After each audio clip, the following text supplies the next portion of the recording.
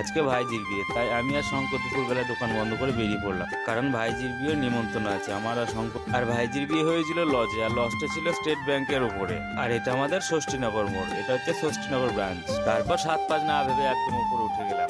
তারপর গিয়ে দেখি ওরা সবাই খেতে বসে পড়ে গিয়েছে, আর শঙ্করও দাঁড়িয়ে আছে শঙ্করও খাবে বলে। তারপরে আমিও যাবো খেতে বসতে। তারপরে শঙ্কর আর ভাগ্নে দেখি দুইজনে দাঁড়িয়ে হাত ধুচ্ছে বাথরুমে। ওদেরকে ক্যামেরা ধরতে দিয়ে আমি একটু হাতটা ধুয়ে নিলাম। আর রুম এত গরম ছিল, চারিদিকে ফ্যান চলছিল, তাও কিন্তু গরম কাটছে না। আর এদিকে ঘুরে দেখছি বোন আর বোনের বর ওরাও খেতে বসে পড়েছে। আর বাবুসোনাদা ভাবছে আজকের দিনটা যেন ভালোই ভালোই পেরিয়ে যায়। এদিকে ভকতদাও খাবারের দায়িত্বটা গোটাটা নিয়ে ফেলেছে। আমি যাওয়াতে তো সঙ্গে সঙ্গে পাতা দিয়েই দিল। এদিকে রাজা ভাতও নিয়ে চলে এসেছে, কারণ পাতা পড়ে গেছে, ভাত তো আসবে। তারপরে দেখি তরকারি ডাল সবই একসঙ্গে প্রায় পড়েই গেল। এদিকে পার্থদার সঙ্গে দেখা হওয়ার সাথে সাথে ওর পাশে বসে আমিও খেয়ে নিলাম। আর ও আমার ক্যামেরা থেকে একটু টাটা করে দিল, কারণ আমার ভিডিও করা থেকে পার্থদা খুব খুশি হয়েছে। ওদিকে কথা বলতে বলতে এদিকে কখন মাছ চলে এসেছে বুঝতেই পারিনি। আর ঝোলের কালার দেখে তো মনেই হচ্ছে প্রচন্ড রিচ হয়েছে। রান্না যে ভালো হয়েছে সেটা খেয়েই বুঝতে পারছি, কারণ খাবার দাবার একটা অন্যরকম স্বাদ ছিল।